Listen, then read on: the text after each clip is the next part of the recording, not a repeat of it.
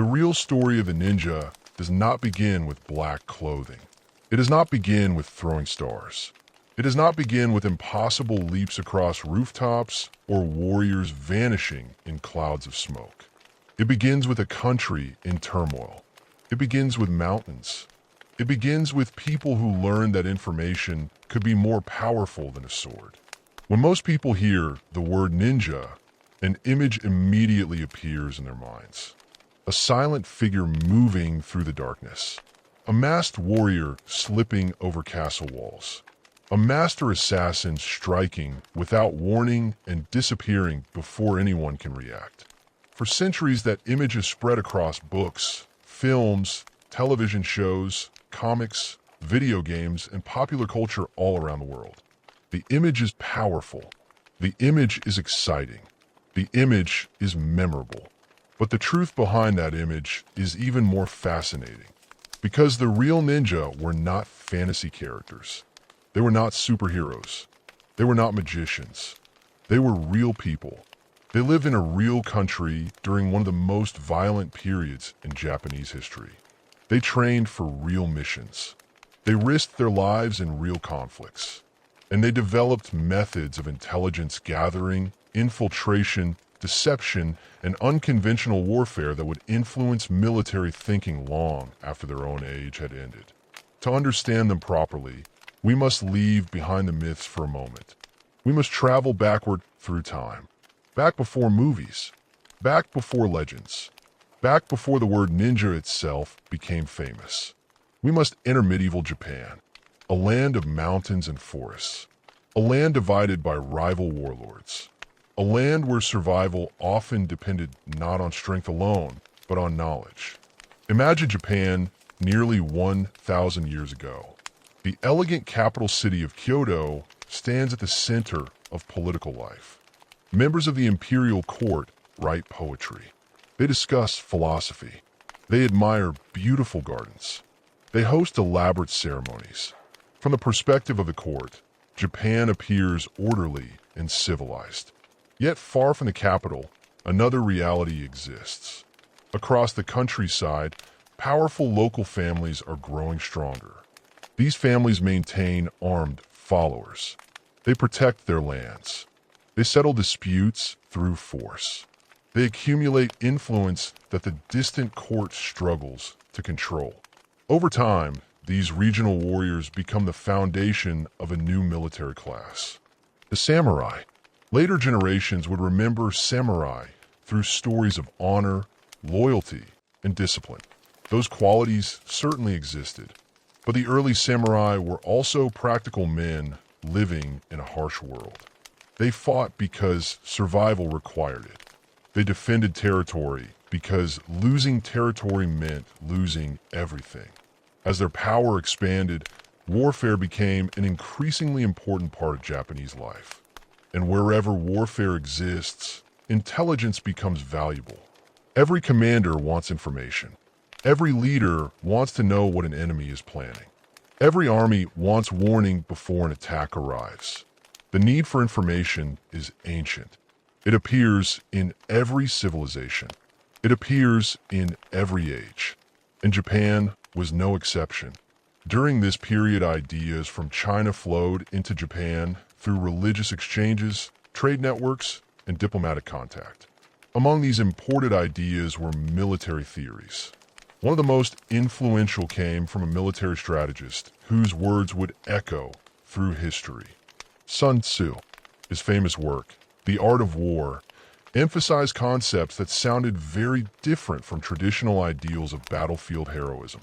Sun Tzu argued that deception was essential. He argued that information was a weapon. He argued that understanding an enemy could produce victory before a battle even began. To many military thinkers, these ideas were revolutionary. A warrior could be brave. A warrior could be skilled. But if that warrior lacked information, bravery and skill might not be enough. Knowledge created advantage. Knowledge created opportunity. Knowledge could save lives. As centuries passed, these principles became increasingly relevant in Japan. Political stability weakened. Conflicts multiplied. Power struggles intensified, and the need for specialized methods of intelligence gathering continued to grow. At the same time, another factor was shaping Japan's future. Geography. Modern maps make it easy to overlook how challenging Japan's landscape actually is. Roughly 3/4 of the country consists of mountains and rugged terrain. Travel was difficult. Communication was slow. Many regions remained isolated from one another. Valleys developed their own customs. Communities developed their own identities. Mountain passes became lifelines. Local knowledge became priceless. Someone who knew hidden trails could travel where others could not. Someone who understood mountain terrain possessed an advantage that outsiders lacked. These conditions helped create the environment from which ninja traditions would eventually emerge.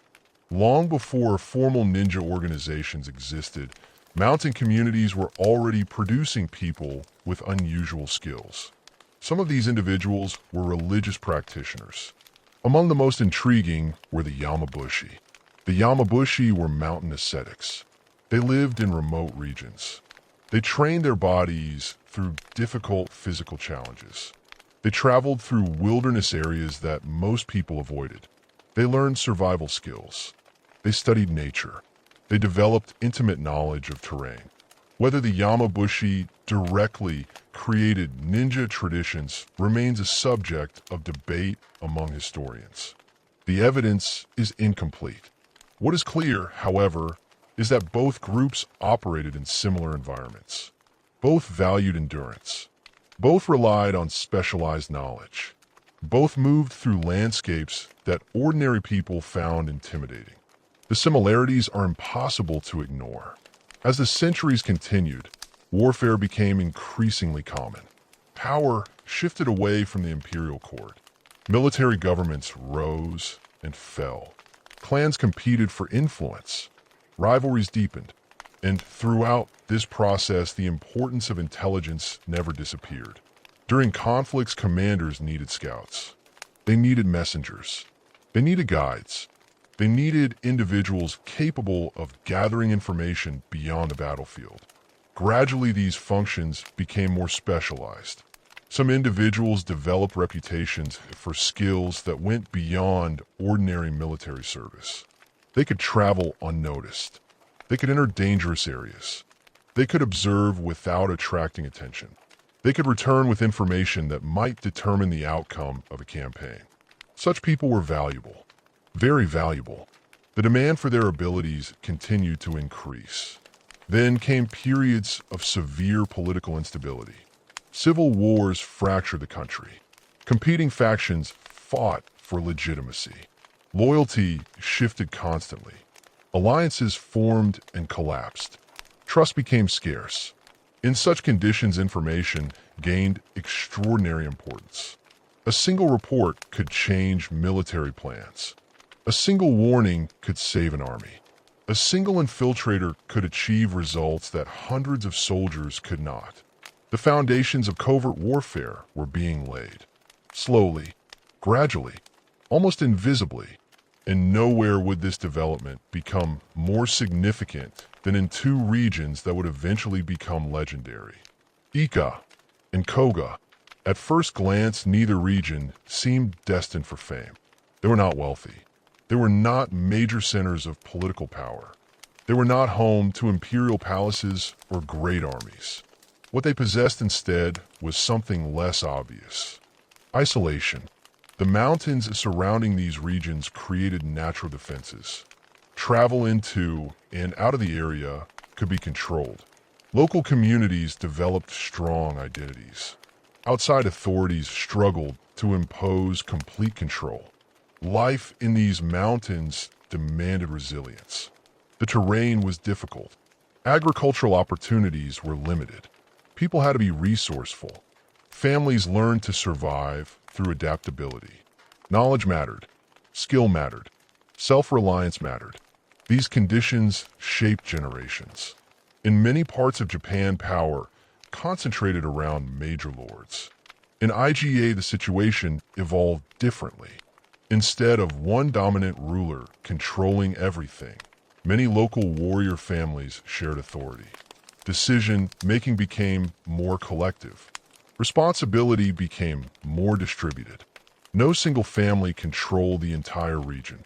This political structure had important consequences. It encouraged cooperation. It encouraged practical problem solving. It encouraged networks of relationships rather than rigid hierarchies. Such an environment proved surprisingly fertile for the development of covert operations. Families exchanged knowledge. Skills spread. Technique évoluait. Generation after generation built upon what came before. The process was gradual enough that few people would have recognized its historical significance at the time. Children learned from parents. Parents learned from grandparents. Experience accumulated. Methods improved. Knowledge expanded. What began as practical adaptation slowly transformed into something more sophisticated. The people of these mountain regions became known for capabilities that outsiders increasingly admired and feared. They understood terrain. They understood movement. They understood observation. They understood how to survive under difficult conditions. When conflicts erupted elsewhere in Japan, powerful warlords sometimes sought assistance from these mountain communities. The arrangement benefited both sides. The warlords gained access to specialized expertise. The mountain families gained income and influence. Over time, these relationships became increasingly formal. What had once been occasional service gradually evolved into a profession. Not a profession in the modern sense. Not an organized national institution, but a recognizable specialty, a field of expertise, a role that certain families became famous for performing. As their reputation spread, so did demand. More employers sought their assistance. More missions were offered. More opportunities appeared. The mountain specialists refined their methods accordingly. Success encouraged innovation. Failure provided lessons. Experience became a teacher more valuable than any book. The timing proved crucial because Japan was approaching one of the most chaotic periods in its history. The age of nearly constant warfare. The age that historians now call the Sengoku period. The age of warring states. For roughly a century and a half, Japan would experience conflict on a scale that transformed every aspect of society. Powerful warlords competed for dominance. Castles rose across the landscape. Armies marched repeatedly. Territories changed hands. Alliances shifted with dizzying speed. No one could feel entirely secure. In this environment, information became as valuable as gold. Every ruler wanted advance warning. Every commander wanted insight into enemy plans. Every ambitious leader needed advantages wherever they could be found. And suddenly the skills cultivated in places like Iga and Koga became indispensable. The mountain specialists were no longer unusual curiosities. They were strategic assets. Their services could influence campaigns. Their knowledge could shape decisions. Their actions could alter history. Yet even as their importance grew, much of their work remained hidden. That was the nature of the profession. Success often meant remaining invisible. A mission accomplished correctly left little evidence behind. A castle commander might wake to discover that sensitive information had vanished. An army might suddenly encounter an ambush because its movements had been observed. A rival lord might find his plans exposed before he could act. The effects were visible. The people responsible often were not. And that invisibility helped create an aura of mystery that would only grow stronger over time. Stories began circulating.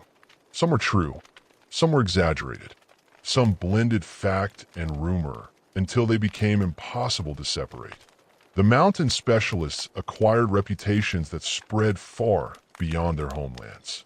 People spoke of their abilities with admiration. Others spoke with suspicion. Many spoke with fear. The reputation itself became a weapon. When opponents believed extraordinary things about you, they often made mistakes. Fear clouds judgment. Uncertainty creates hesitation. The psychological impact could be as valuable as any physical action. The future ninja understood this. They learned to use perception as carefully as they used any tool. What mattered was not only what people saw. What mattered was what people believed.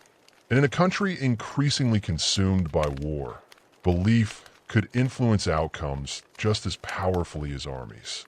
The mountains of Iga and Koga were no longer isolated corners of Japan. They had become something else. A source of expertise, a source of specialists, a source of individuals who approached warfare from a different angle. Not through brute force, not through massive armies, but through intelligence, patience, adaptability, and knowledge. The age of a ninja was beginning, and as Japan moved deeper into chaos, the men and women of these mountain communities would refine their skills until they became some of the most effective covert operatives the world had ever seen.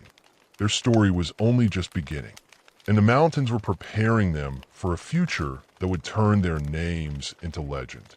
As the wars of Japan intensified, the reputation of the mountain provinces continued to grow. The names Iga and Koga began traveling far beyond the valleys where they originated. Warlords heard them spoken in strategy meetings. Messengers carried reports mentioning their operatives.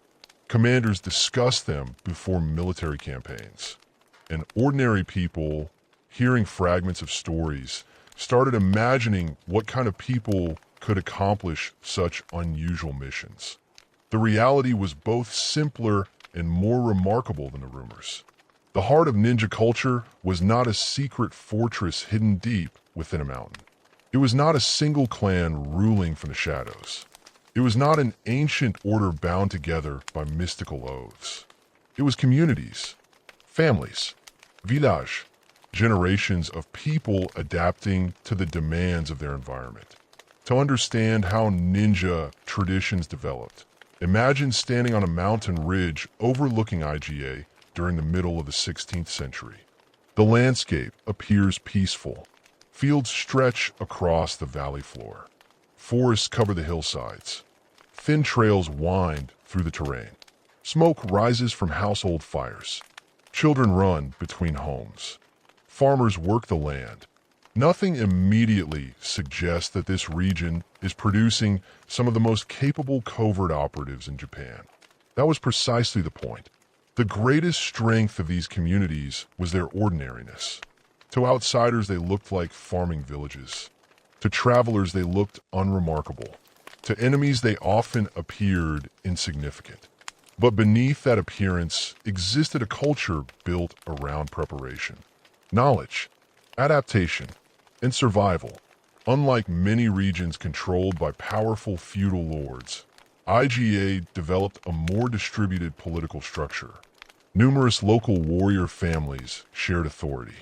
No single ruler dominated the province completely.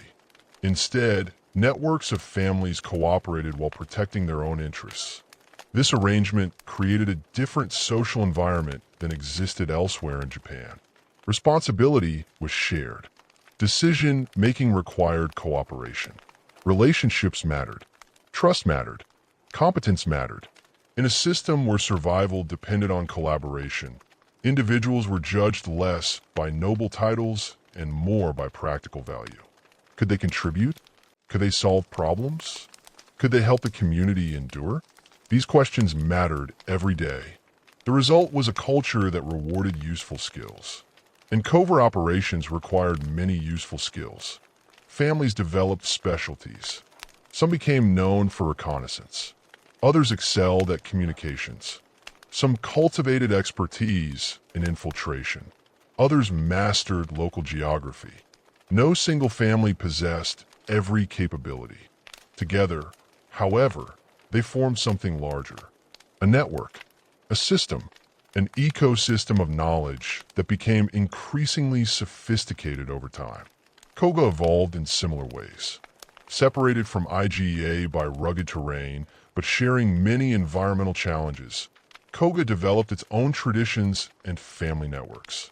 Like their neighbors, The people of Koga learned to value adaptability. They learned to survive through intelligence rather than brute force. And they developed reputations that spread throughout the country. The relationship between Iga and Koga was complicated. They were not identical. They were not always allies. They sometimes competed. They occasionally found themselves serving different employers. Yet they shared enough similarities that later generations would often discuss them together. Both regions produced specialists. Both developed traditions associated with covert warfare. Both became inseparable from the history of the ninja. Life in these mountain provinces demanded resilience from an early age. The environment itself acted as a teacher. Children learned to navigate difficult terrain almost as soon as they could walk. Steep slopes strengthened their bodies. Forest paths sharpened their awareness. Rivers taught respect for nature's power. Mountain weather taught caution. The land constantly rewarded observation. A child who noticed subtle changes in the environment could avoid danger. A child who ignored those changes might suffer consequences. Lessons accumulated naturally. Knowledge became habit. Awareness became instinct. This process laid the foundation for later training. Because contrary to many popular myths, ninja education did not begin with secret weapons. It began with observation. Imagine a young child growing up in Iga around the year 1540. Each day offers opportunities to learn, not through formal lectures, not through elaborate ceremonies, but through experience. The child watches adults moving through forests. The child learns which paths remain hidden. The child notices how weather affects travel. The child discovers how sounds carry differently depending on terrain. These details seem ordinary, yet over time they build a remarkably sophisticated understanding of the environment. And that understanding becomes a strategic advantage. As children grew older, instruction became more deliberate. Family members introduced specific skills. Some lessons focused on movement, others focused on memory, others emphasized discipline. Every skill served a practical purpose. Running was important, not because speed alone mattered, but because endurance determined survival. A covert operative might travel extraordinary distances. They might move through difficult terrain for hours. They might need enough energy to complete a mission after a long journey. Physical conditioning, therefore, became essential. Children ran regularly. They climbed hills. They crossed streams. They learned to keep moving when tired. Strength developed gradually. Endurance developed gradually. The goal was not athletic competition.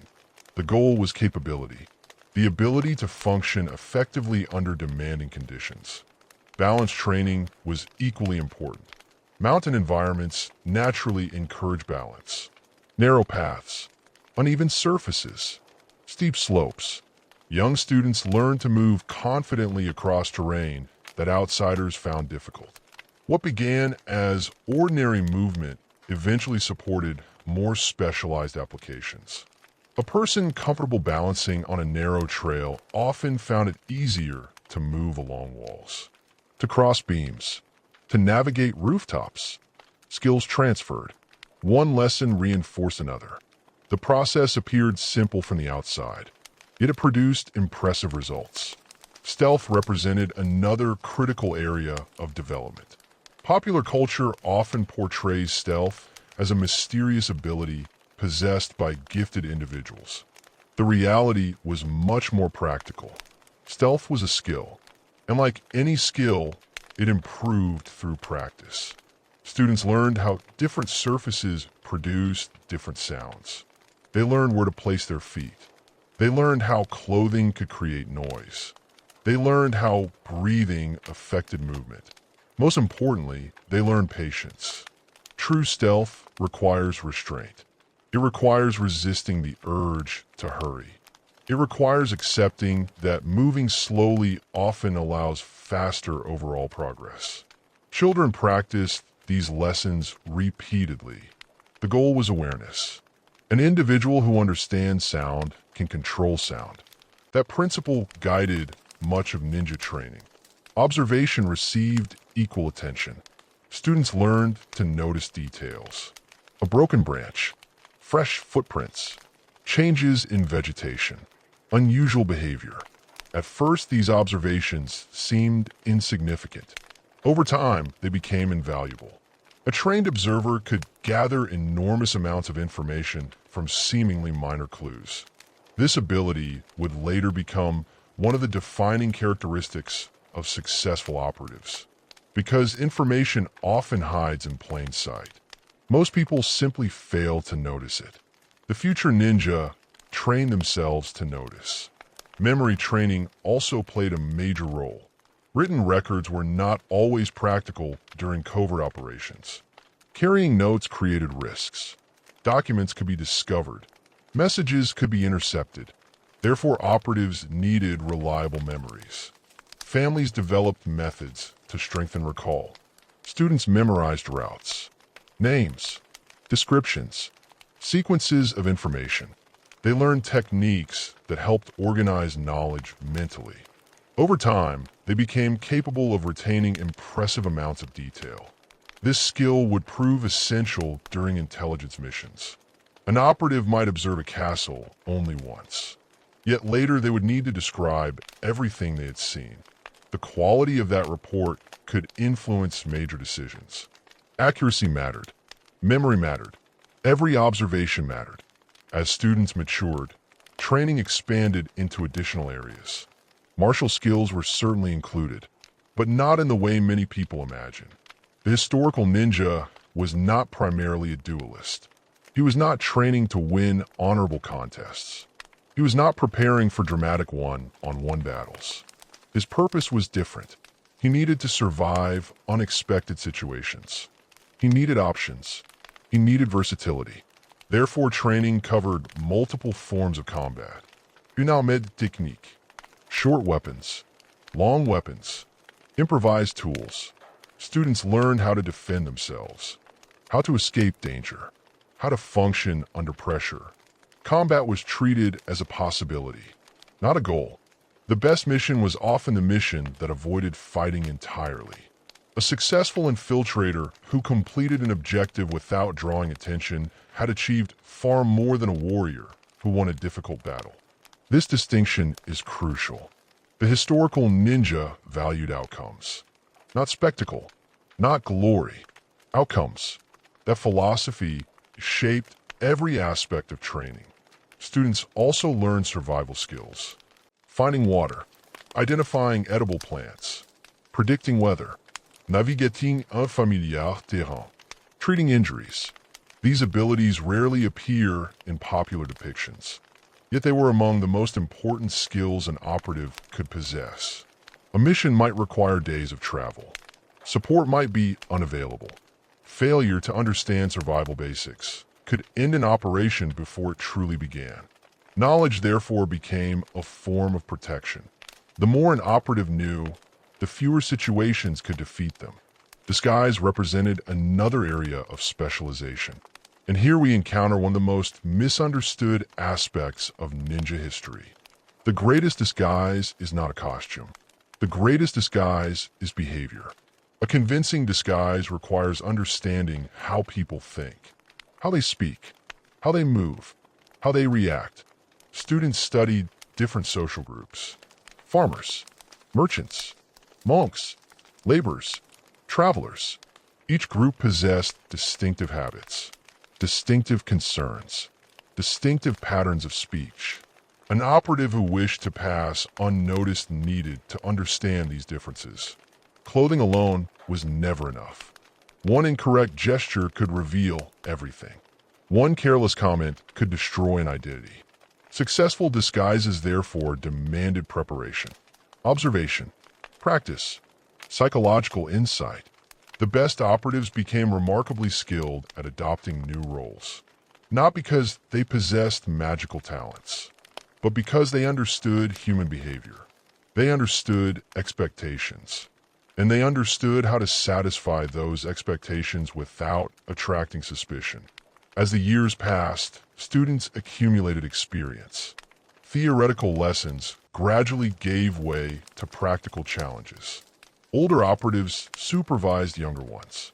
Responsibilities increased. Mistakes became learning opportunities. Success built confidence. The training process resembled an apprenticeship more than a formal school. Knowledge flowed through families, through mentorship, through lived experience. And unlike many military traditions of the period, education often extended beyond purely martial subjects. Literacy was valuable. Mathematics was useful. Geography was essential. Political knowledge could determine mission success. Understanding regional rivalries, understanding alliances, understanding motivations. All of this mattered. An operative gathering information needed context. Raw facts alone were not enough. The ability to interpret information often proved more important than the information itself. In this sense, the ninja were not merely scouts. They were analysts, observers, problem solvers, people trained to understand situations deeply, and that understanding made them valuable to powerful employers.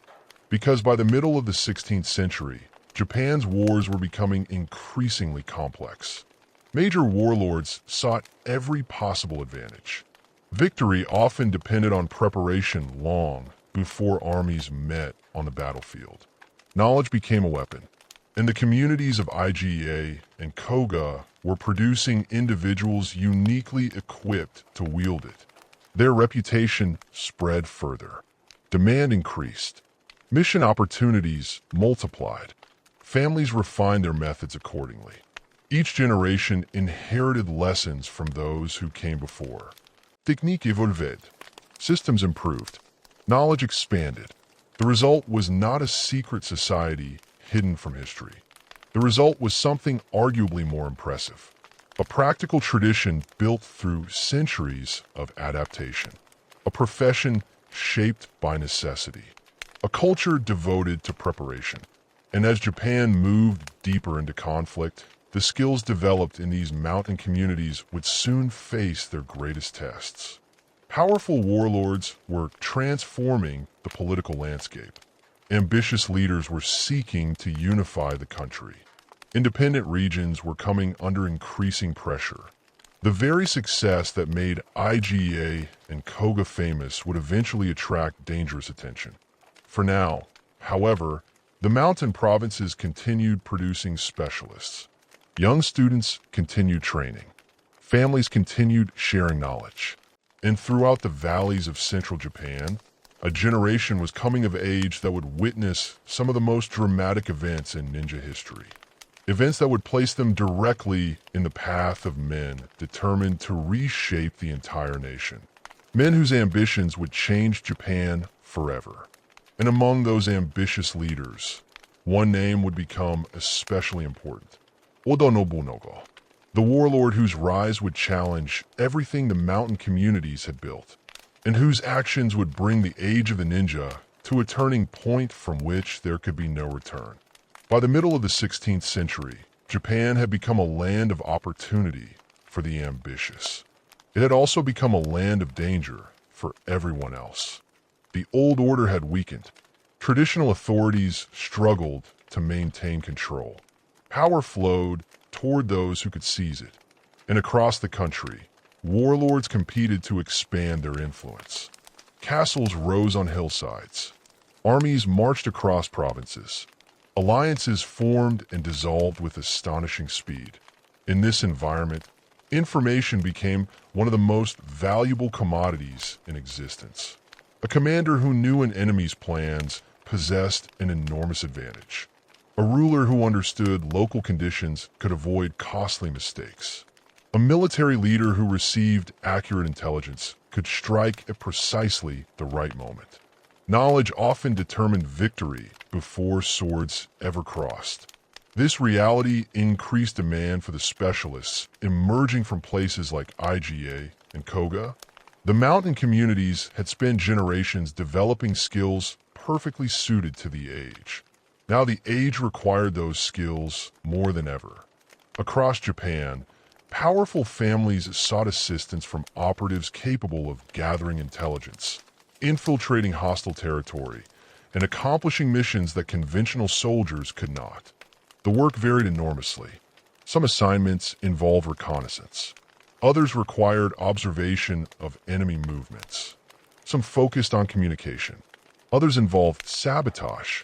The details changed. The underlying principle remained constant.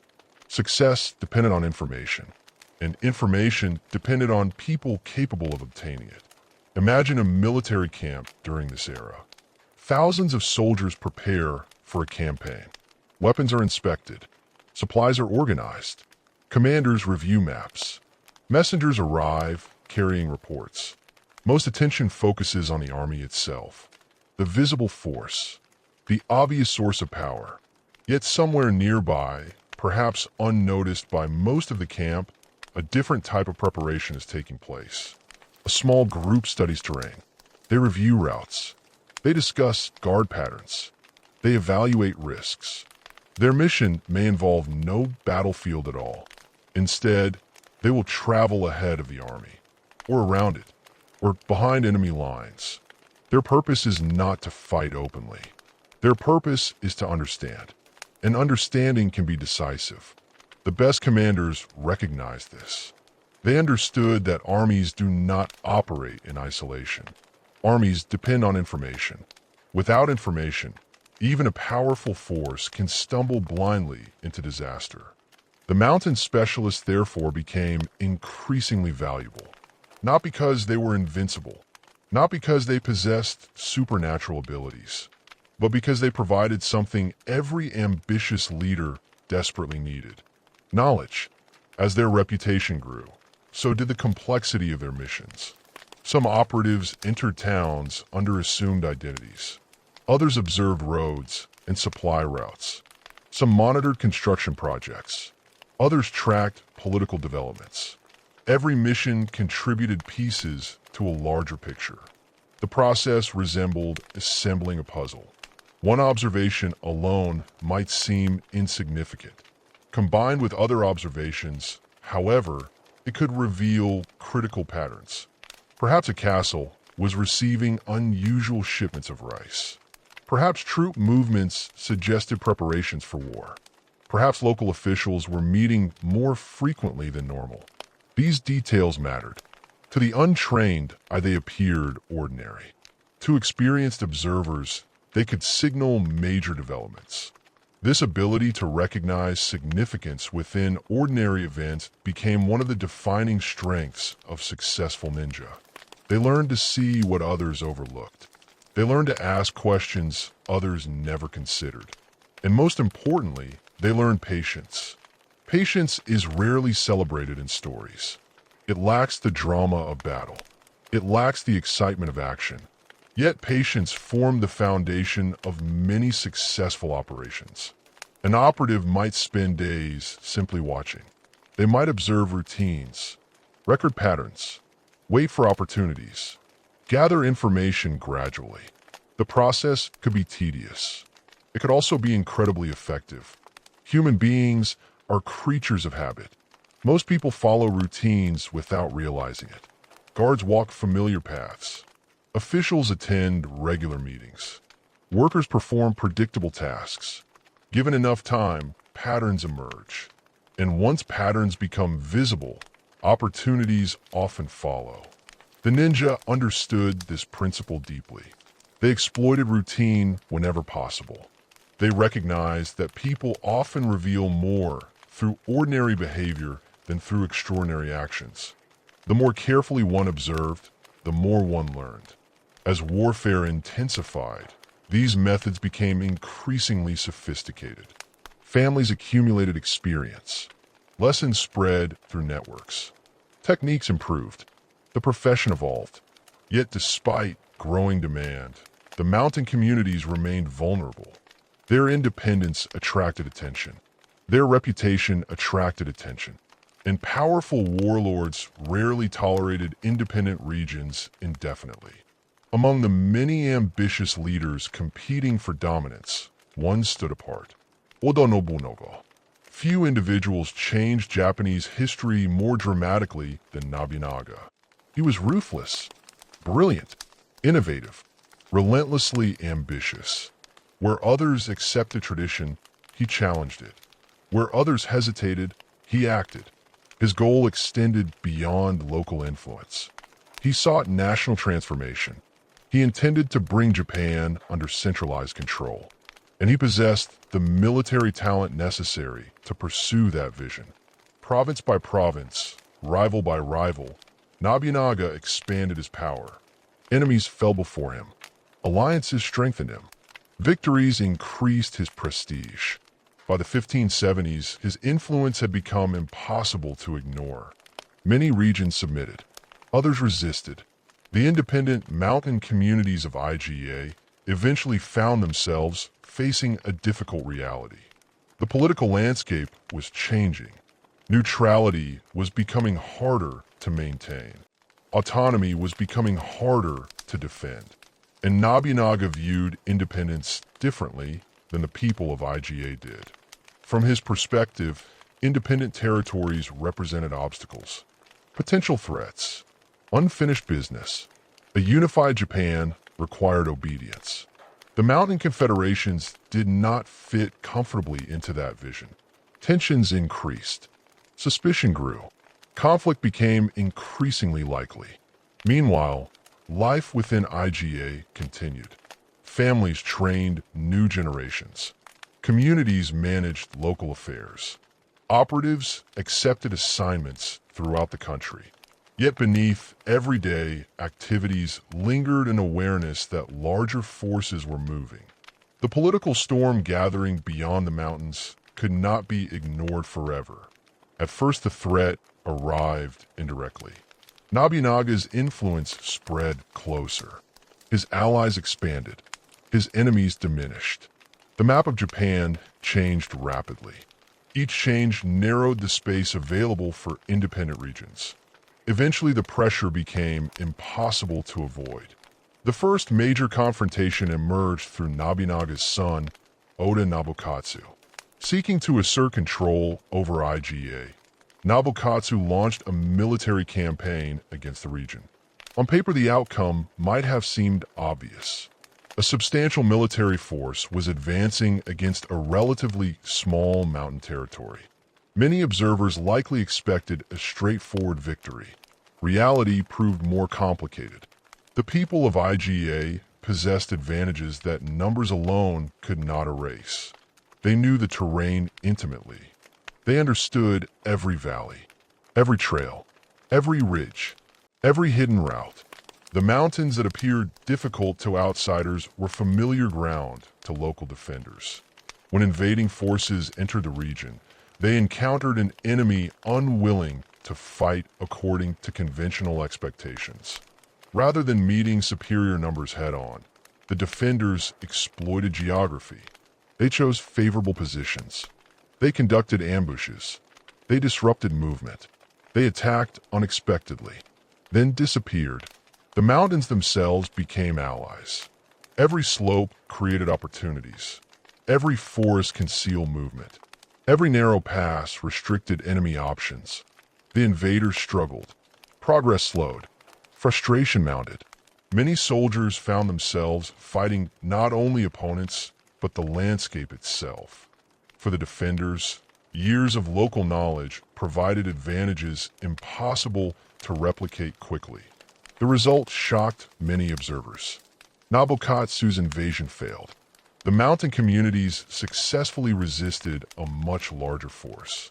It was a remarkable achievement, proof that intelligence, preparation, and terrain could offset significant disadvantages. For a brief moment, it appeared that the independence of Iga might survive. But victory carried consequences, particularly when the defeated opponent belonged to Oda Nobunaga's family. News of the failure reached Nobunaga, and Nobunaga was not a man who responded calmly to defiance. The defeat represented more than a military setback. It represented a challenge to authority, a challenge to prestige, a challenge to his vision of unification. He resolved to address it personally. The response would be overwhelming.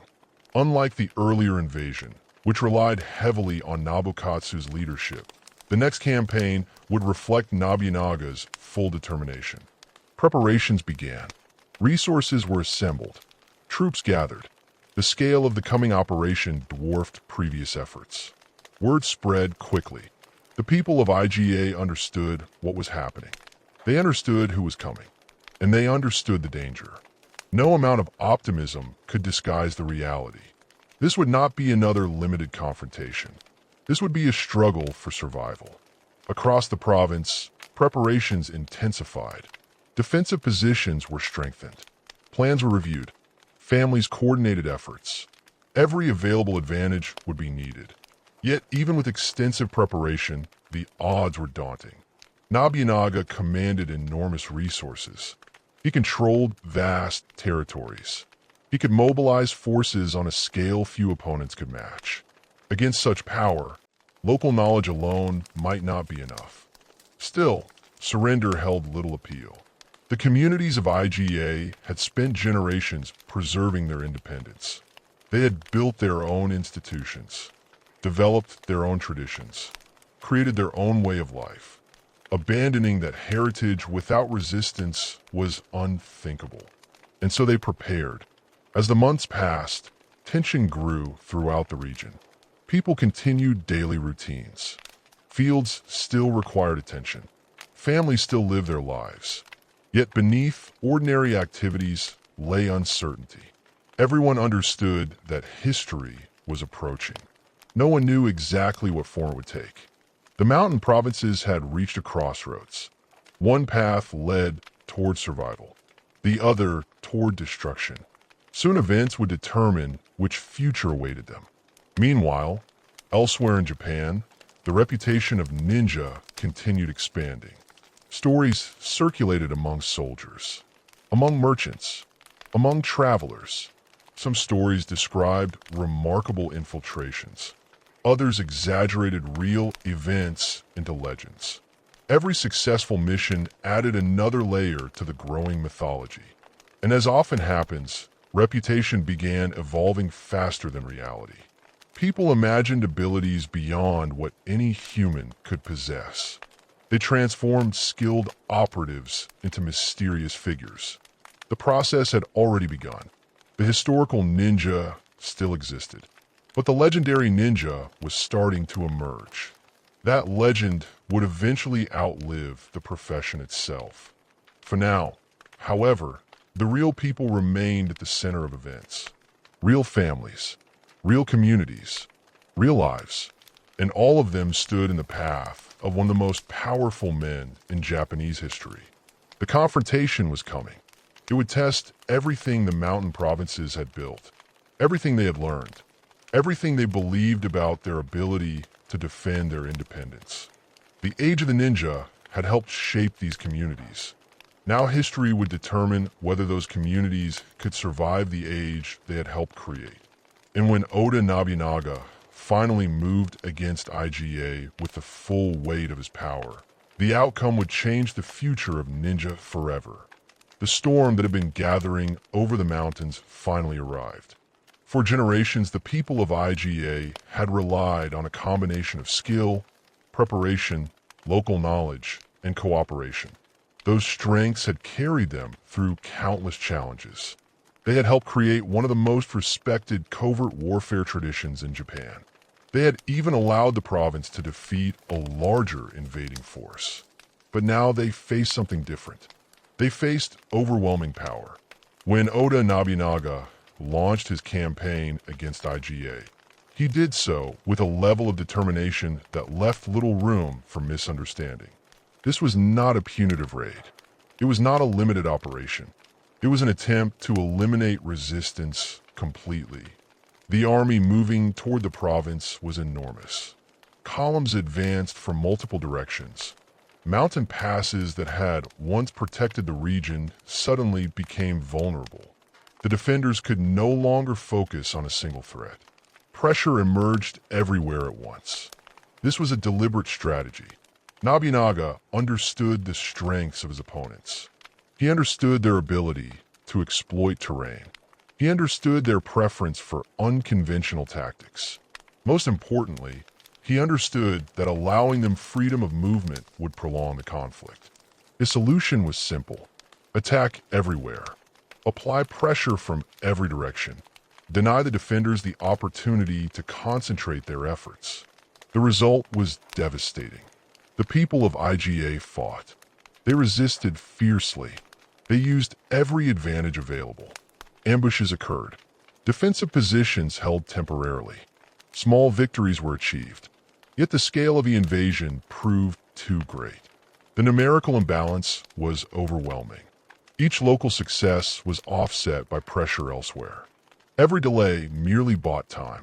The outcome became increasingly difficult to avoid. Village burned. Defensive lines collapsed. Families fled. The independent confederation that had survived for generations began to unravel. The tragedy was not simply military. It was cultural. An entire way of life faced destruction. Knowledge preserved through generations suddenly became vulnerable. Communities that had functioned for centuries faced dissolution. People who had spent their lives defending their homeland watched that homeland disappear around them. Many died. Others escaped. Some surrendered. Every family faced impossible decisions. The fall of Iga became one of the defining moments in ninja history. Not because it marked the end of ninja activity. In many ways, it spread ninja traditions more widely than ever before. But it marked the end of something unique. The independent mountain society that had nurtured those traditions was gone. Its people survived. Its culture survived in fragments. Its political independence did not. Yet history rarely ends where people expect. The destruction of Iga created consequences that Nobunaga himself could not fully control. Survivors dispersed across Japan. They carried knowledge with them. They carried skills. They carried experience. And many powerful leaders remained eager to employ individuals possessing those capabilities. The scattering of the ninja families, therefore, became a form of expansion. Techniques once concentrated within a specific region spread into wider networks. Former residents of Iga entered service with various lords. Some became advisors. Some became scouts. Some became intelligence specialists. Others disappeared into ordinary life while preserving traditions within their families. The mountain homeland had fallen. The people themselves endured. Among the figures who emerged from this turbulent period, one name would eventually become famous far beyond Japan. Hattori Hanzo. Few individuals have become more closely associated with ninja history than Hanzo. Yet like many historical figures, the reality differs significantly from the legends. The popular image often presents Hanzo as a supernatural warrior, a master assassin, a shadowy figure capable of impossible feats. The historical Hanzo was more interesting. He was a skilled military leader, a capable commander, a man who understood the value of intelligence and unconventional tactics. And perhaps most importantly, he operated during one of the most consequential periods in Japanese history. Hanzo served Tokugawa Ieyasu. At the time, Ieyasu was one of several powerful leaders competing for influence. He was not yet the ruler he would eventually become. His future remained uncertain. Like many ambitious men of the era, he depended heavily on loyal followers and reliable information. Hanzo helped provide both. Through his connections with Iga traditions and his experience working with skilled operatives, he became an important asset within Ieyasu's network. His reputation grew steadily, not because he performed magical feats, because he delivered results. And in an age of constant conflict, results mattered more than stories. One of the most famous episodes associated with Hanzo occurred during a moment of extraordinary danger. In 1582, Japan experienced a political earthquake. Oda Nobunaga, the most powerful warlord in the country, was betrayed and killed by one of his own generals. The assassination sent shockwaves throughout Japan. Power balances shifted instantly. Alliances became uncertain. Former friends became potential enemies. Chaos spread. At the moment this crisis erupted, Tokugawa Ieyasu found himself in a vulnerable position. He was far from home. Hostile territory surrounded him. The political landscape was changing by the hour. Capture or death was a real possibility. Under such circumstances, even a powerful leader could disappear from history. The challenge facing Ieyasu was simple to describe and extremely difficult to solve. He needed to escape. He needed to travel through dangerous territory. And he needed to do so before enemies closed around him. This was where Hanzo and his network became critical. Drawing upon relationships with surviving families connected to Iga traditions, Hanzo helped organize a route through difficult terrain. Guides were secured. Safe passages were identified. Support was arranged. The journey was dangerous. Every delay increased risk. Every mistake carried consequences. Yet the escape succeeded. Ieyasu reached safety. At the time, it may have seemed like a dramatic but localized event. With hindsight, its significance becomes enormous. Because Tokugawa Ieyasu would eventually emerge as the dominant ruler of Japan. His survival mattered. Without it, Japanese history might have unfolded very differently. The episode demonstrated something essential about ninja operations. Their greatest achievements often occurred outside traditional battlefields. No massive army won glory during the escape. No dramatic duel determined the outcome. Instead, success depended on planning, information, local knowledge, coordination, the same factors that had defined ninja traditions for generations. As the 16th century continued, surviving operatives found employment across Japan. The country remained unstable. Conflict persisted. Demand for intelligence remained high. Ninja skills continued proving useful. Some individuals specialized in reconnaissance. Others focused on communication. Many adapted their abilities to meet the needs of changing employers. Flexibility became a survival strategy. The world was changing. Successful operatives changed with it. Yet despite their effectiveness, a larger transformation was underway. The era that had created the need for ninja was slowly approaching its conclusion. Power was becoming more concentrated. Major rivals were disappearing. The endless cycle of regional warfare was beginning to narrow toward a final outcome. For centuries, Japan had been fragmented. Now unification seemed increasingly possible, and that possibility carried implications few people fully understood, including the ninja themselves, because their profession depended upon division. It depended upon competing powers. It depended upon uncertainty. The more stable Japan became, the less demand would exist for the specialized services that had made ninja valuable. This process unfolded gradually. At first, few recognized its significance. After all, wars still occurred. Campaigns still required intelligence. Employers still hired operatives. Life appeared familiar. Yet beneath the surface, structural changes were underway. The future was moving toward centralization, toward order, toward peace. And peace would create challenges as serious as any enemy army. Before that future arrived, however, ninja would continue participating in some of the most important events of their age. They would gather information, conduct reconnaissance, support military campaigns, protect powerful patrons, and contribute quietly to the final struggles that would determine Japan's political future. One of those struggles is centered around a massive fortress that symbolized both power and resistance. Osaka Castle. There, during the final conflicts of the age, ninja would once again find themselves operating in the shadows of major historical events.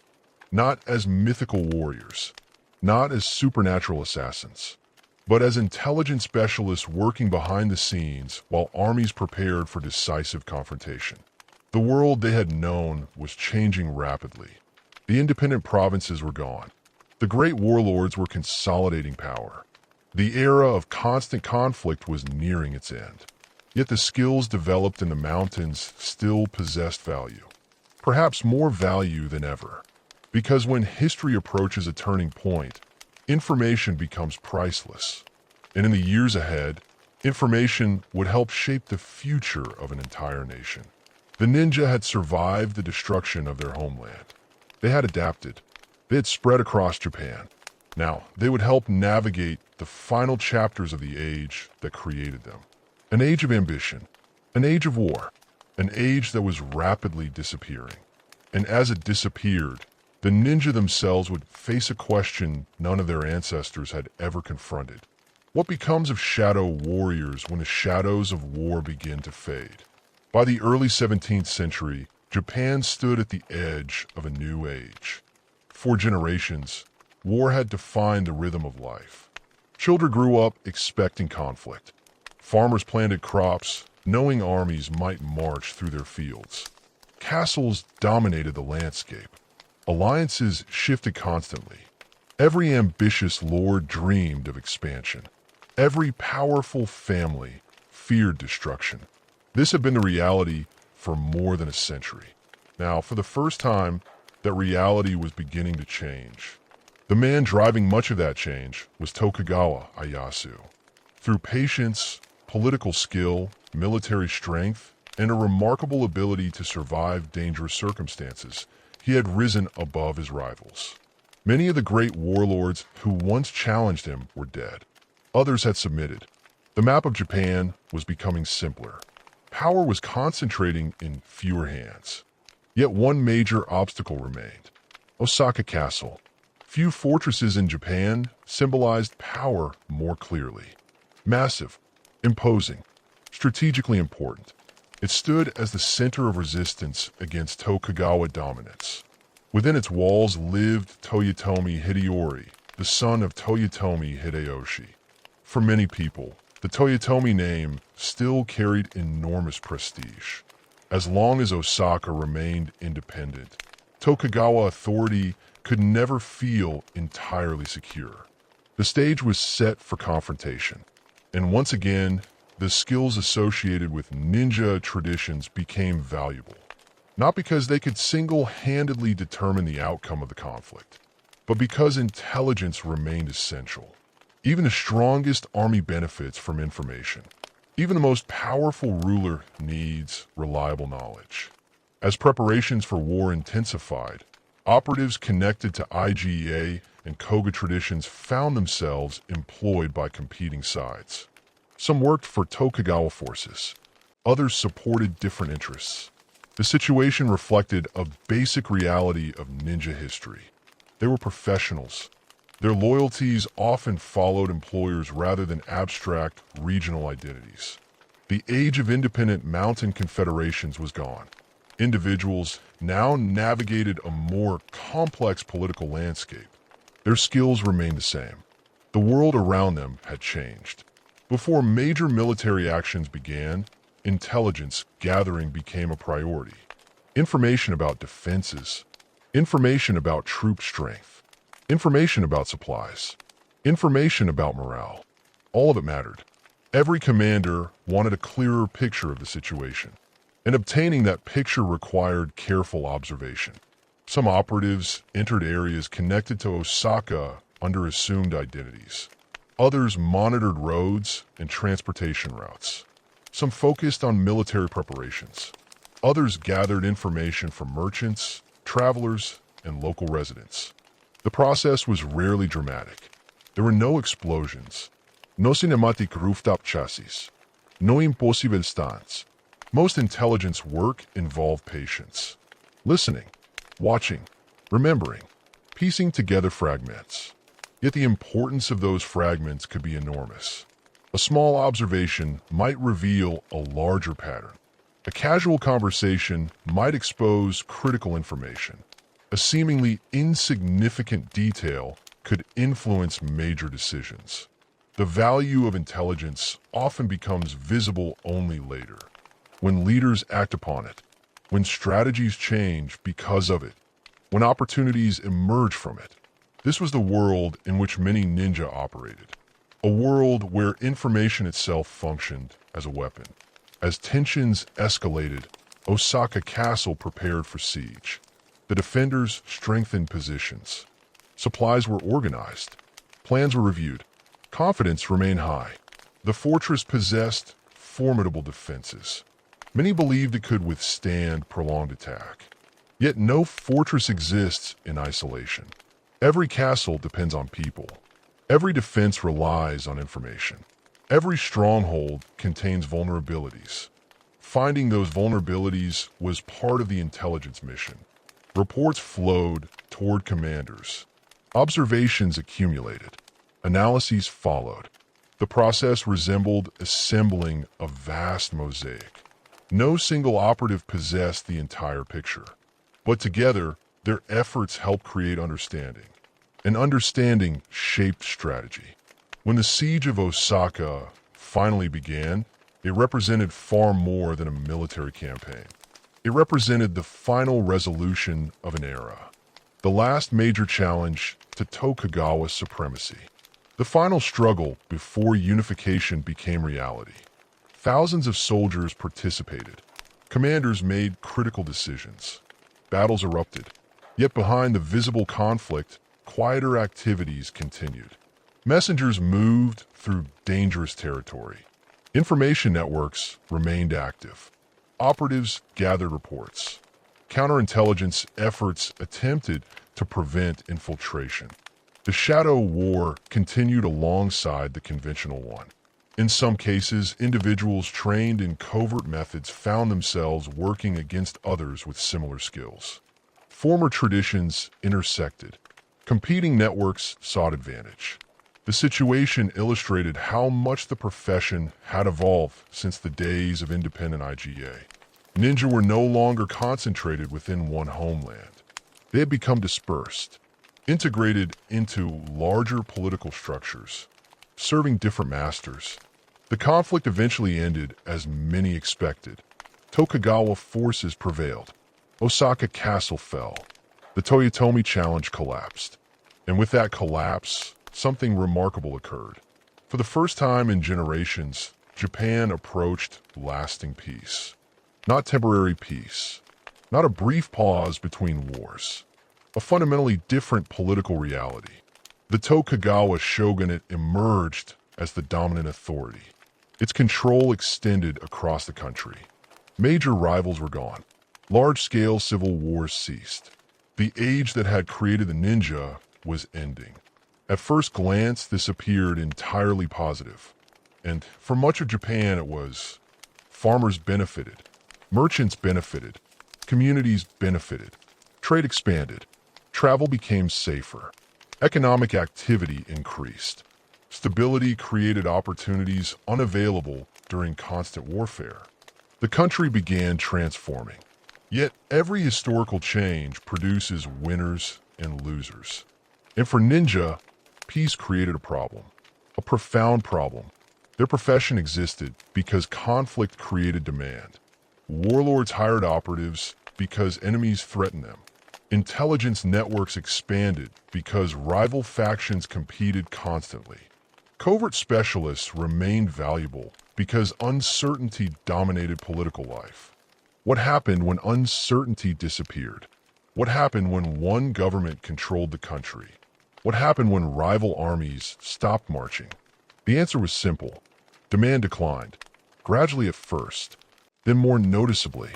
Many former operatives entered service under the Tokugawa government. Their skills still possessed value. Security remained important. Information remained important. Experience remained important. But the nature of the work changed dramatically. Some became guards. Others worked in administrative roles. Some assisted with law enforcement.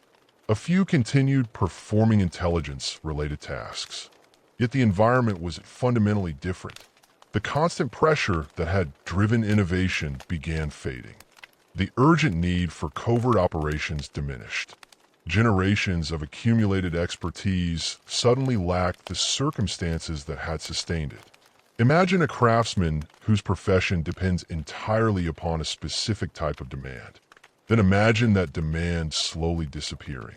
The craftsman still possesses skill, still possesses knowledge, still possesses experience, but fewer opportunities exist to apply them. That was the challenge facing many ninja families. The transformation occurred gradually enough that some people barely noticed.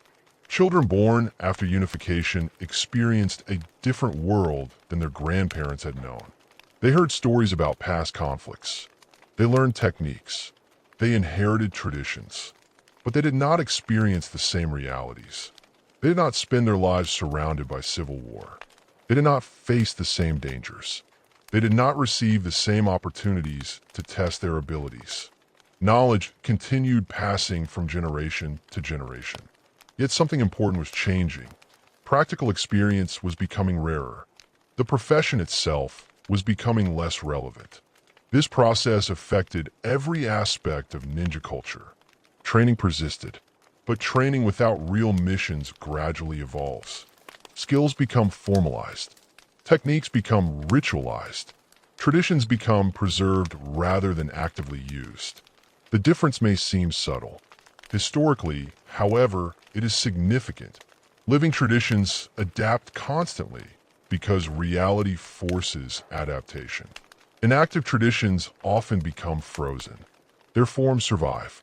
Their original context weakens. The ninja world entered precisely this stage. Knowledge remained, but the environment that had created that knowledge was disappearing. Even so, certain skills retained practical value. Observation, discipline, physical conditioning, navigation, problem solving. These abilities did not suddenly become useless. They simply found new applications. Some former operatives contributed to public security. Others supported local administration. Many blended quietly into ordinary society. The transformation was not dramatic. There was no single moment when ninjas ceased to exist. No official announcement. No final mission. Instead, the profession gradually dissolved into the broader fabric of peaceful Japan. The change was almost invisible. Appropriate, perhaps, for people who had spent centuries mastering invisibility itself. Yet while the practical role of ninja declined, something else began growing. Stories, memories, legends. Human beings rarely allow unusual professions to disappear quietly, particularly professions associated with secrecy. The less people knew about historical ninja, the easier it became to imagine extraordinary things about them. And as decades passed, imagination began expanding rapidly. Real events transformed into dramatic stories. Skilled individuals became larger-than-life figures. Practical techniques acquired mystical explanations. The process unfolded slowly, almost naturally. Each generation added details. Each retelling increased mystery. Each storyteller enhanced drama. The result would eventually reshape public understanding of ninja completely. The historical profession was fading. The legendary ninja was being born. And in many ways, that legend would become more famous than the reality that inspired it. The Shadow Warriors had helped survive one of the most turbulent periods in Japanese history. Now, they faced a different challenge. Not survival, transformation. A transformation that would carry them far beyond the mountains of Iga and Koga. Far beyond the age of samurai warlords. Far beyond even Japan itself. The next chapter of ninja history would not be written on battlefields. It would be written in stories. And those stories would prove powerful enough to change how the entire world remembered them. Peace changes memory. When people live through war, they remember practical things. They remember shortages. They remember fear. They remember difficult decisions. They remember what actually happened. But when enough time passes, memory begins to change. Details fade. Vitnessesti. New generations inherit stories rather than experiences, and stories have a tendency to grow. The same process unfolded in Japan after the Great Wars ended. The men and women who had known the age of constant conflict gradually disappeared. The generation that remembered real operations became smaller. The generation that had actually traveled dangerous roads, gathered intelligence, and served warlords became older. Eventually, many were gone. What remained were their stories. And stories rarely remain unchanged. Imagine a grandfather telling his grandchildren about a dangerous mission. He explains how an operative crossed hostile territory, how he avoided guards, how he carried important information. The story is impressive because it is true. The grandchildren repeat it years later. Perhaps they simplify certain details. Perhaps they emphasize the most dramatic moments. Then their children repeat it again. A few uncertainties become certainties. A few possibilities become facts. Generation after generation, the process continues.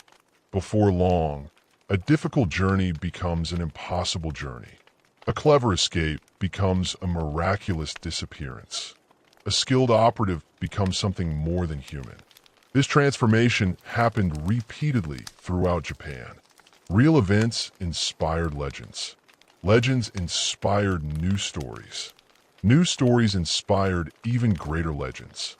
The result was a version of ninja history that gradually drifted away from reality. The shift became especially visible in popular entertainment. The Tokugawa period created long stretches of peace. People had more opportunities for recreation, more opportunities for reading, more opportunities for attending performances. Urban culture flourished. Publishers produced books. Artists created illustrations. Theaters attracted large audiences. And storytellers searched constantly for exciting material. The ninja provided exactly that. They were mysterious. They were secretive. Most people knew very little about what they actually did. That lack of knowledge created enormous creative freedom. Writers could imagine almost anything. Audiences had no easy way to verify the details. As a result, fictional ninja began appearing in stories throughout Japan. These fictional characters often possessed abilities that historical operatives never claimed to have. They moved with supernatural speed. They performed impossible acrobatics. They defeated multiple opponents effortlessly. They vanished instantly. They transformed their appearance through mysterious techniques. Some stories even attributed magical powers to them. The process was gradual. No single author invented the legendary ninja. Rather, countless storytellers contributed pieces. Each added something new. Each expanded the mythology. Together, they created an entirely different image. One of the most influential developments occurred in Japanese theater, particularly in kabuki performances. To understand its importance, imagine sitting in a theater several centuries ago. The audience watches a dramatic scene unfold. Ayofa's danger. A villain plots betrayal. The tension rises. Suddenly, a mysterious figure appears. The figure wears black. The figure moves silently. The figure seems almost invisible. Modern audiences might assume this costume reflected historical reality. In fact, it originated largely from theatrical convention. Stagehands in kabuki theater often wore black clothing. The audience was expected to ignore them. They were present, but symbolically invisible. When playwrights began portraying ninja in similar clothing, the association proved powerful. The costume immediately communicated mystery. It suggested hidden presence. It implied invisibility. The image remained memorable. Over time, it became iconic. Eventually, many people forgot its theatrical origins entirely. The black-clad ninja became accepted as historical fact. In reality, actual operatives rarely dressed that way. A real infiltrator wanted to blend in, not stand out. Dark blue, brown, ordinary clothing, disguises appropriate to local circumstances. These choices made practical sense. Theatrical costumes made dramatic sense. The dramatic version won. The same pattern affected other aspects of ninja mythology. Historical operatives used disguises. Legendary ninja transformed themselves completely. Historical operatives climbed walls using tools and training. Legendary ninja ran across vertical surfaces. Historical operatives used smoke to create confusion. Legendary ninja vanished in a thin air. Historical operatives studied human psychology. Legendary ninja controlled minds. Each exaggeration made the stories more entertaining. Each exaggeration moved public perception further from reality. Yet audiences loved them. And because audiences loved them, storytellers continued creating more. Some historical figures underwent particularly dramatic transformations. Hattori Hanzo provides an excellent example. The real Hanzo had already earned respect through military service and loyalty to Tokugawa Ieyasu. His accomplishments were significant, but over time, stories elevated him beyond ordinary human limitations. In popular imagination, Hanzo became a master of supernatural arts, a warrior capable of astonishing feats, a figure surrounded by mystery.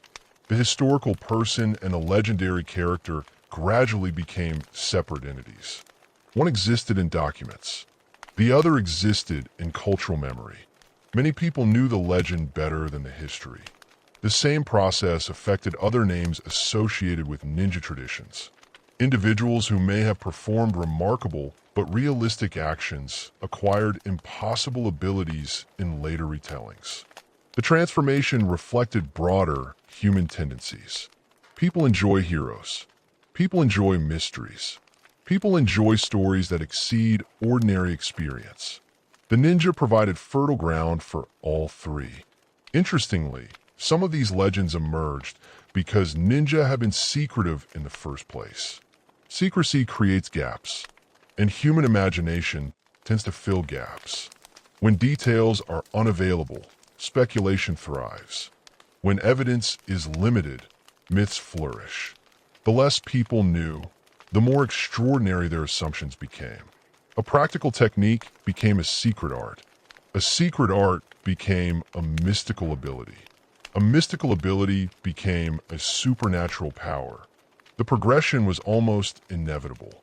By the 18th century, many Japanese people understood ninja primarily through stories rather than direct historical knowledge. The real profession had largely faded. The legends were flourishing. And yet something important remained hidden beneath the exaggeration. The legends persisted because the underlying reality had been genuinely impressive. Historical ninja really had developed unusual skills. They really had operated in dangerous circumstances. They really had influenced important events. The myths did not emerge from nothing. They emerged from genuine accomplishments. The problem was scale. The accomplishments expanded until they became unrecognizable. A skilled observer became an invisible warrior. A clever infiltrator became a magical assassin. A practical specialist became a supernatural figure. The core remained real. The surrounding mythology became enormous. As the centuries passed, another factor contributed to the transformation: distance. The farther people move from an event, the easier it becomes to reshape that event.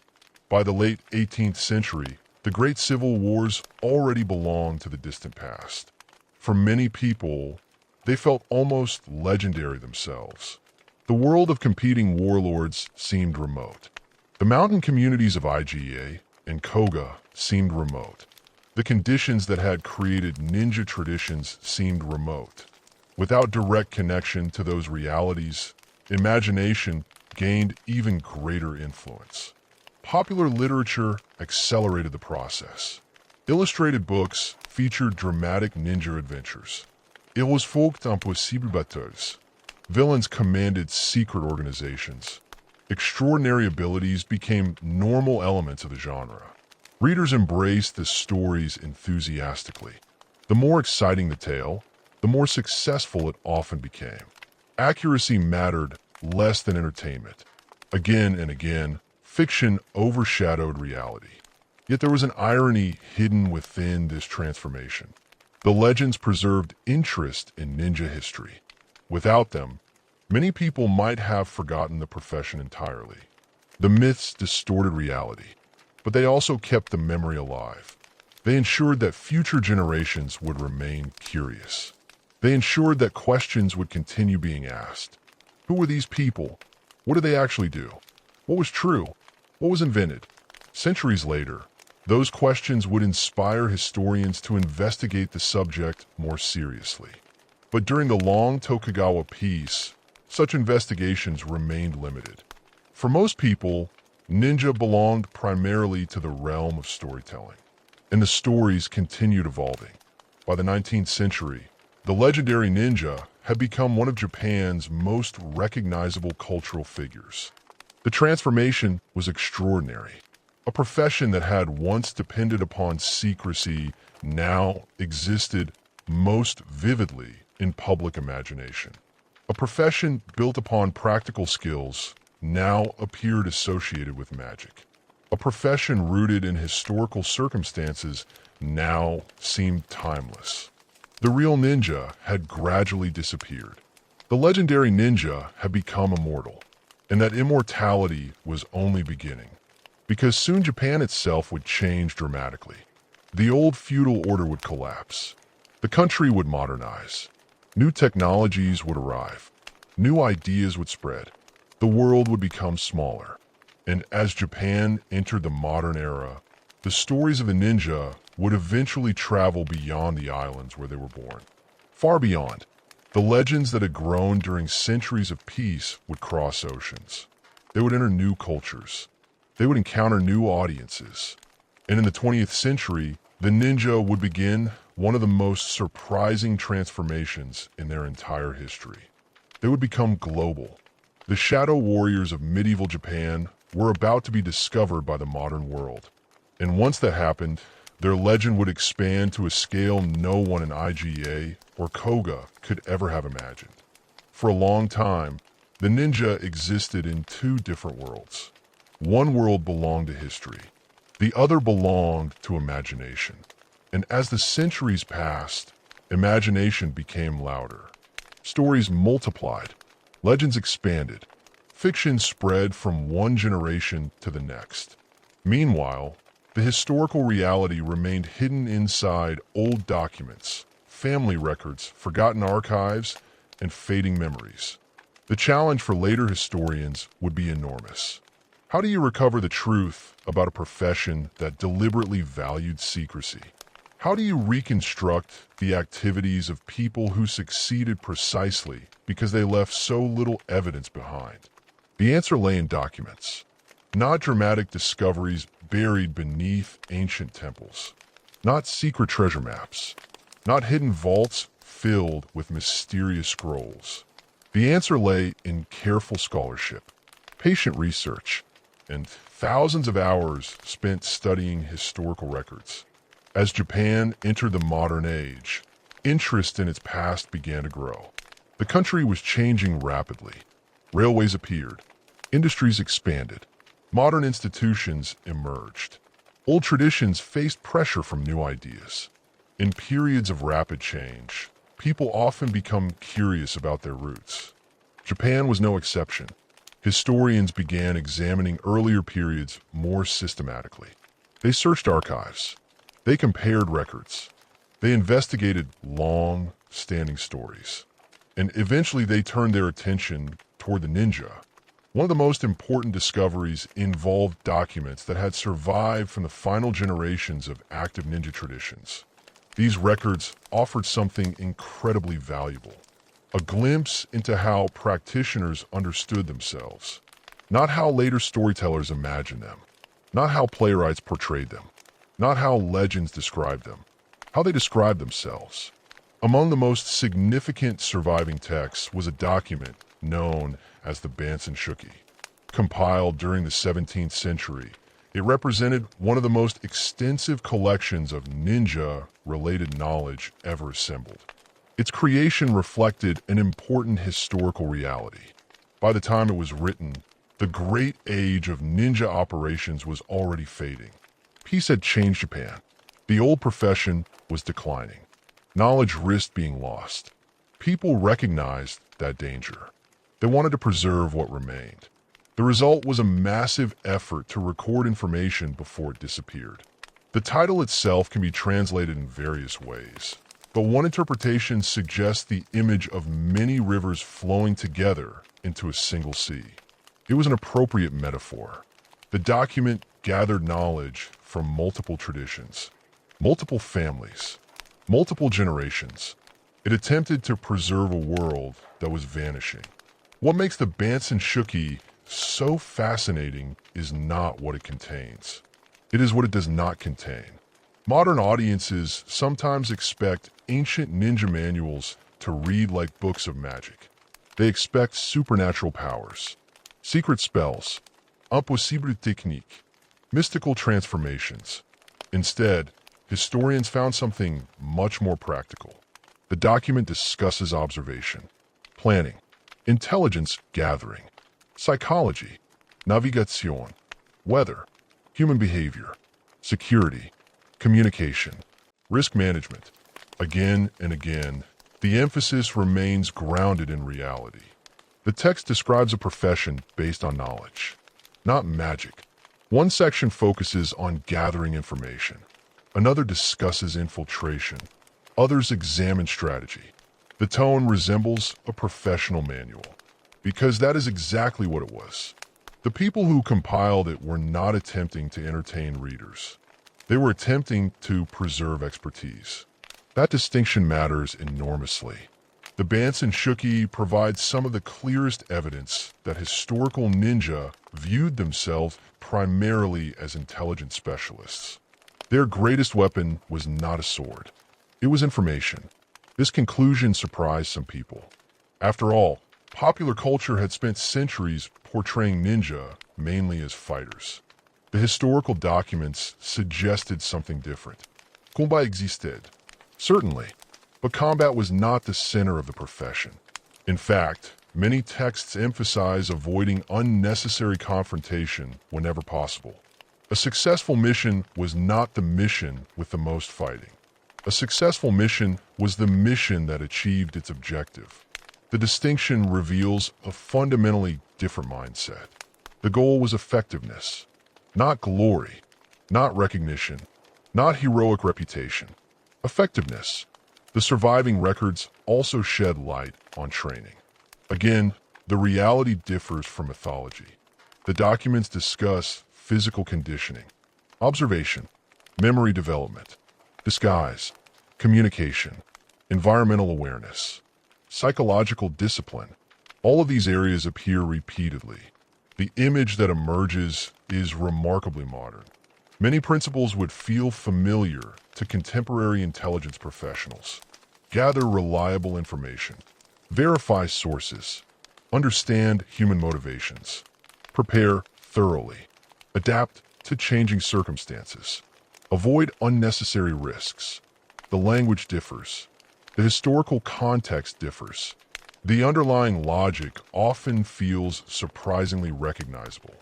As more documents were studied, historians gradually built a clearer picture of ninja life.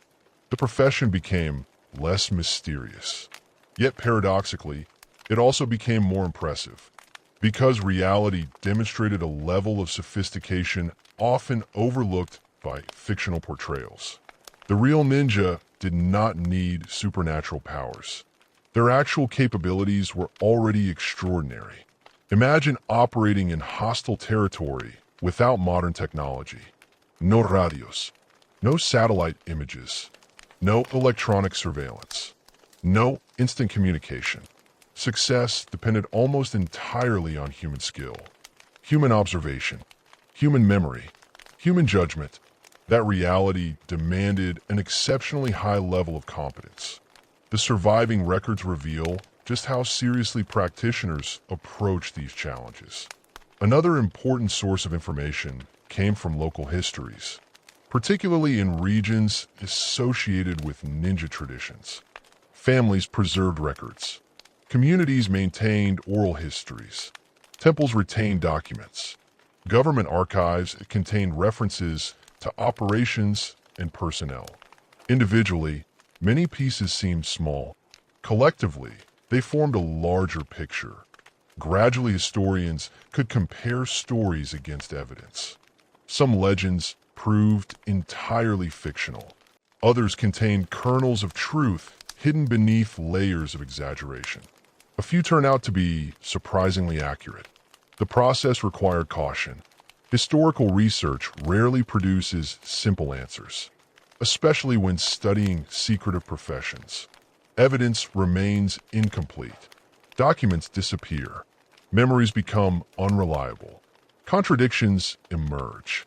Responsible historians, therefore, avoid certainty when certainty is impossible.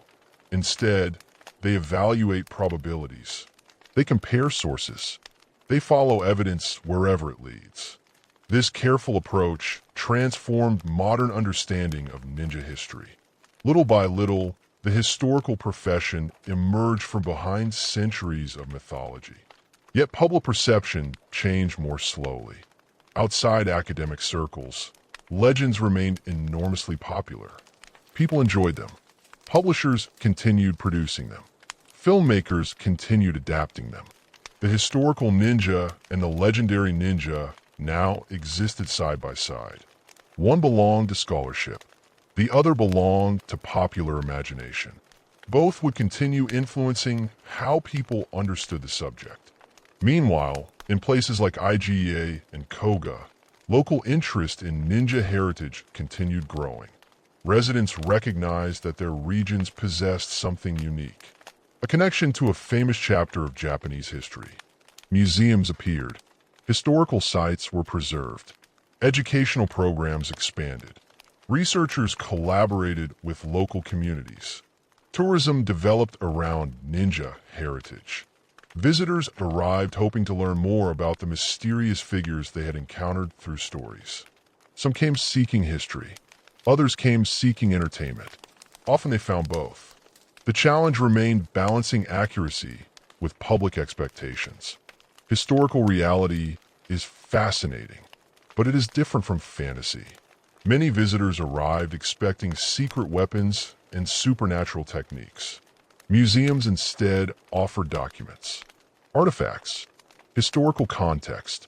The best institutions embrace that challenge. They use curiosity as a bridge. A person might arrive interested in legends. They could leave with a deeper appreciation for history. Over time, scholarship continued advancing. Researchers translated old texts. New evidence emerged. Interpretations improved. The picture remained incomplete, yet became clearer than ever before. And one conclusion appeared repeatedly. The historical ninja were not lesser versions of their legends. They were different. The comparison itself was misleading. A real intelligence operative and a fictional superhero serve different purposes. One exists in history. The other exists in storytelling. The historical ninja deserve recognition for what they actually achieved, not for abilities they never claimed to possess.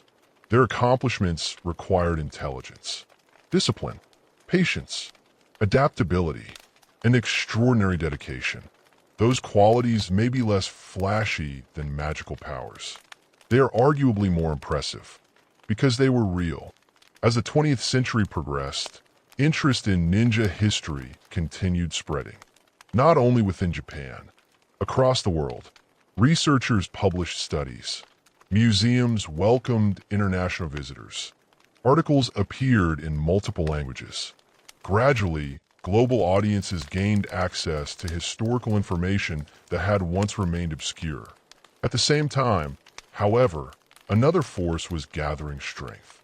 A force that would transform ninja from a Japanese historical subject into an international cultural phenomenon. Cinema, television, comics, video games, mass media.